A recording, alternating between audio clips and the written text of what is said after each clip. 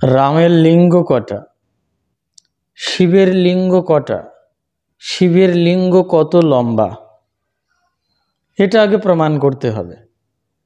একজন মুসলিম মাওলানা কি মুসলিম সম্প্রদায়ের একজন ইউটিউবার বক্তা এই সমস্ত জিনিসগুলো জনসমক্ষে বলছেন এবং ছড়াচ্ছেন। এর ভিডিও রেফারেন্স আমি দিচ্ছি না, কারণ এটা বিবেকে বাজছে। আপনারা খুঁজে দেখুন, পেয়ে যাবেন। তাই প্রথম আমার ধ্বনি এটাই হবে, রাম রাম, হা রাম। কিছু হারামিরা হারাম বলছেন রামকে নিয়ে। কোন ধর্মীয় সম্প্রদায়ের ভেতরে এই ধরনের দর্শন এসছে। অত্যন্ত ক্রান্তি লগ্নে আমরা পৌঁছেছি বলে মনে হচ্ছে, যেটাকে আমি পূর্বাভাসে দিয়েছিলাম। সুপ্ত তৃতীয় বিশ্বযুদ্ধের যে গোপনীয় সংঘর্ষ সেটা চলছে, তার প্রত্যক্ষ বা প্রকট রূপ যখন আসবে সেটা চতুর্থ বিশ্বযুদ্ধ দাঁড়াবে। এই যে ধর্মীয় গোড়ামির ভেতরে যখন কোনো মানুষ প্রবেশ করে, প্রথমে তিনি মস্তিষ্ক শূন্য হন, ভাষা নিয়ন্ত্রণ হারিয়ে ফেলেন, তার দৃষ্টিশক্তি, তার তীক্ষ্ণতা সবকিছু হারিয়ে যায়। তার থ্যালামাস, হাইপোথ্যালামাস গরু ছাগলের মতো ইনঅ্যাক্টিভ হয়ে ওঠে। যদি মেডিকেল রিপোর্ট করা হয় তাহলে ধরা পড়বে হারাম, সব হারাম হয়ে গেল। এই অর্থে কোথাও কোথাও শ্রী রামচন্দ্রের নাম অনুসারে রামকে নিয়ে হারাম বলেন, কারণ হিন্দু সনাতনীর যারা, সনাতন ধর্মের দর্শনে পৌরাণিক এবং দার্শনিক দুটো সাইড আছে। অন্যান্য সম্প্রদায়ের মানুষদের জেনে রাখা উচিত। দেখুন, বাবু সাহেব বলে আপনাকে বলছি, যিনি বলছেন এই ধরনের কথা প্রচার করছেন, আপনাকে ভালো করে জানা উচিত হিন্দু সনাতন ধর্মের গণ্ডি এবং তার সীমাবদ্ধতা কত দূর এবং কতটুকু গভীর এবং বিস্তীর্ণ। একটা শ্লোক দিয়ে আপনাকে বলি, ভগবানের একটা সংজ্ঞা দিয়ে আপনাকে বলি, আপনাদেরকেই বলি যারা এই বিরূপ মন্তব্য সৃষ্টি করছেন। বিস্তীর্ণম গভীরম দ্বিবিধং ভগলক্ষণম। এই বিস্তীর্ণ আর গভীর ভগবানের লক্ষণ, এই দুটো, একাধারে তিনি গভীর, একাধারে বিস্তীর্ণ। এটাকে সনাতনী বলা হয়। গভীর, এই গভীরতম যে সত্তাটি এবং এই যে বিস্তীর্ণ সত্তাটি, সেটা পৌরাণিক তত্ত্বে ব্যাখ্যান হয়েছে, অর্থাৎ ব্যাখ্যা করা হয়েছে। ভগবান বিষ্ণু আর ভগবান ব্রহ্মদেব মানে ব্রহ্মা,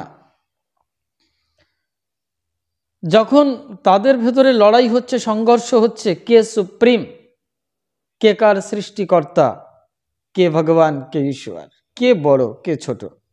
আপনাদের ইসলামে বলা আছে আল্লাহু আকবার, আল্লাহ সর্বশ্রেষ্ঠ, সবচেয়ে বড়, অতি উত্তম।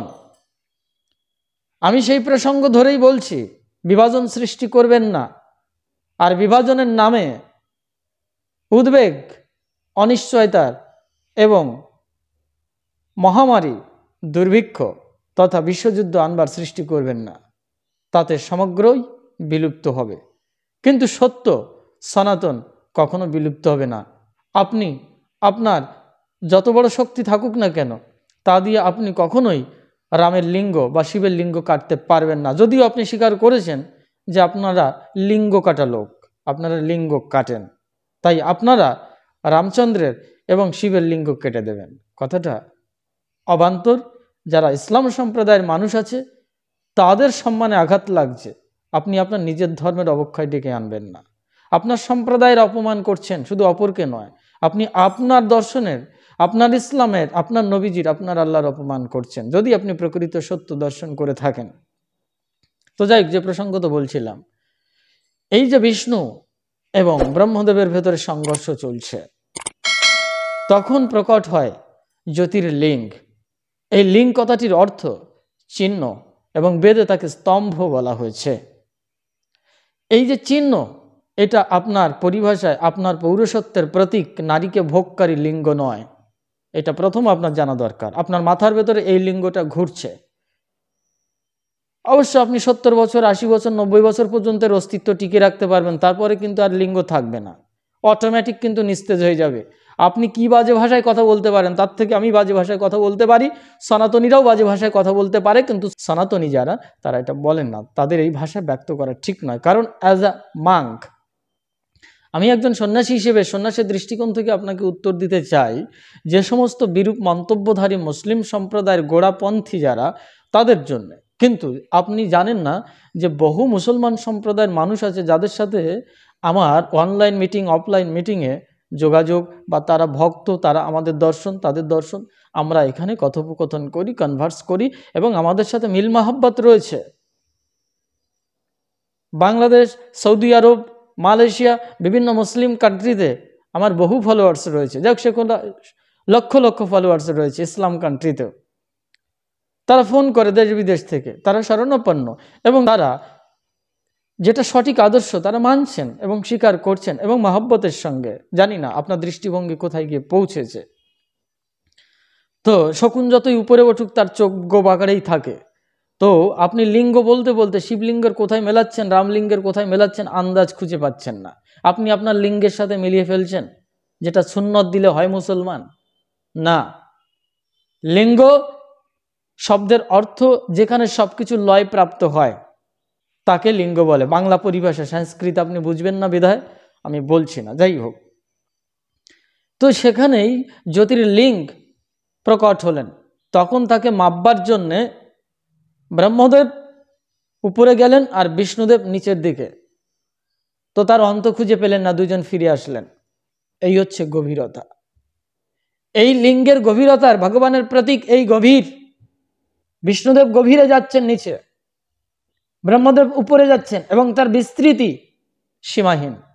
এই জন্য ভগবত সত্তা, ইসলামের দৃষ্টিকোণ থেকে ইসলামকে যেভাবে সাজানো হয়েছে, যেভাবে বোঝানো হয়েছে, সেই দর্শন যদি উৎকৃষ্ট দর্শন দেখা যায়, তাহলেও আল্লাহকে সীমাহীন বলা হয়েছে, গভীর সূক্ষ্ম বিস্তীর্ণ বলা হয়েছে। তাহলে লিঙ্গ, শিবলিঙ্গ এবং রামকে এই বিস্তীর্ণ এবং গভীর সত্তা বলে যদি হিন্দু সনাতনীরা আখ্যা দেয় না, এটা শাস্ত্র সিদ্ধান্ত, বৈদিক সিদ্ধান্ত, পৌরাণিক সিদ্ধান্ত। আপনি এটাকে উড়িয়ে দেন কি করে? তাহলে আমরাও প্রশ্ন করতে পারি যে রামের লিঙ্গ কটা, এর প্রমাণ করতে হবে আপনি যখন বলছেন, তাহলে আমরাও প্রশ্ন করব যে ঈশ্বরের জায়গায় আপনারা যেখানে আল্লাহকে সাজিয়েছেন, সেই আল্লাহর লিঙ্গ কটা, এবং আল্লাহ কি, তার প্রমাণ আপনাকে দিতে হবে। কোথায় কোথায় মসজিদ গজিয়েছে, আল্লাহ কি কারণে মসজিদ গজিয়েছেন, তার প্রমাণ কি, সেই প্রমাণটা দেখান দেখি আল্লাহর এখানে অস্তিত্ব আছে। আমরা তো যাই খানিকটা লিঙ্গ, রামচন্দ্রের ডাইমেনশনটাকে দেখাতে পাচ্ছি, আপনারা কি দেখাবেন? এই যে আপনারা আর আমরা, এই দুটোই হচ্ছে ধর্মের বিভাজন ডেকে নিয়ে আসছে। আমার মুখনিসৃত বাণী, আমার মুখনিসৃত শব্দ উচ্চারণ, এটা ঠিক হওয়া উচিত নয়। দেখুন, আপনি নন আর আমরা নন, এখানে নয়, আমরা সবাই মিলেই আমরা ভাই ভাই। আমি হৃৎপিণ্ডের থেকে স্পর্শ করে বলছি, আমার হৃৎপিণ্ডের কম্পন থেকে বলছি। আপনাকে যখনই আমি আপনার বলে বলছি, তখন আমার চোখে জল আসছে। যখন আমরা বলে বলছি, আপনার থেকে পৃথক জ্ঞান করছি, তখন আমার হৃদয় কম্পিত হচ্ছে। বাবা, এখনো বলছি, ইসলামের নাম শান্তি। আমি ইসলামের আদর্শকে ফলো করি এবং ইসলামের আদর্শকে মানি। হজরত নবীজি মুহাম্মদ সাল্লাল্লাহু আলাইহি সাল্লামকে আমি দেখতেই পাচ্ছেন, আমি হিন্দু সনাতনী, কিন্তু তার নামটা উচ্চারণ করছি কত সুন্দরভাবে। তাকে আমরা স্যালুট করি, আমি ব্যক্তিগতভাবে স্যালুট করি। আমার ধর্ম সম্প্রদায়ের মানুষ যদি আমাকে ঘৃণা করে, কিন্তু আমার কিছু করার নেই, যেটা ধর্ম নিরপেক্ষ কথা, সেটাকে আমাকে স্বীকার করতেই হবে। ইসলামের ভেতরে আমি বহু জায়গায় থেকেছি, বহু জায়গায় অনেক আদর্শে আমি তাদের কাছে অনুপ্রাণিত হয়ে অনেক কিছু লাভ করেছি, এটা আমি জানি। তার মানে এটা নয় যে সনাতনীদের ভেতরে কিছু নেই। সনাতনীদের ভেতরে পৌরাণিক তত্ত্ব আর দার্শনিক তত্ত্ব, এই দুটো জিনিস আপনাদেরকে জানতে হবে। অন্য কোনো ধর্মের সম্প্রদায়ের ভেতরে ফুটে উঠেছে কিনা, সেটা প্রকাশ করেছে কিনা, সেটা সন্দিগ্ধ ব্যাপার, সেটা সন্দেহের ব্যাপার। কিন্তু সনাতনীদের ভেতরে পৌরাণিক দিক একটা ফিলোসফিক্যাল আর একটা মাইথোলজিক্যাল, এটা আপনাকে জানতে হবে আগে। পৌরাণিক, মাইথোলজিক্যাল, যেটাকে মিথোলজিক্যাল বলছে, মিথ্যা না, এটা মিথ্যা নয়, এর প্রমাণ বহু জায়গায় রয়েছে। এবং ফিলোসফিক্যাল, দার্শনিক তত্ত্ব অর্থাৎ বৈজ্ঞানিক তত্ত্ব, যেখানে ভগবানকে, ঈশ্বরকে, পরমপিতা পরমাত্মাকে অমূর্ত বলা হয়েছে, মূর্তিহীন। বেটার, এই মূর্তিহীন অবস্থার আরেকটি নাম হচ্ছে নাথিং, দ্যাটস কল্ড লিঙ্গম, তার নাম শিবলিঙ্গ। আপনি যে লিঙ্গের সাথে মেলাচ্ছেন এটা নয়, যে nothing is equal to everything, এ তত্ত্ব আপনি জানেন না, এটা সাধনার দ্বারা জানতে হয় বাবা। আপনি জানুন, মারেফতে প্রবেশ করুন। মারেফত সম্প্রদায়ের বহু সন্ন্যাসী, আপনাদের মুসলিম সম্প্রদায়ের অনেক পীর দরবেশের সাথে আমার সম্পর্ক রয়েছে, যারা মারেফত স্টেজে পৌঁছে গেছেন, যেখানে গিয়ে তার আমি পরম সত্তাকে দর্শন করছেন। সেখানে আমি জিজ্ঞেস করেছি আপনি কি দর্শন করেছেন, সেই দর্শনের কথা বললে আপনি অবাক হয়ে যাবেন। আপনার ধর্মের সাথে, আপনার নিজের সম্প্রদায়ের সাথে আপনি মারামারি করবেন। যেমন ইসলামের সাথে ইসলামের কিন্তু বিরোধ আছে।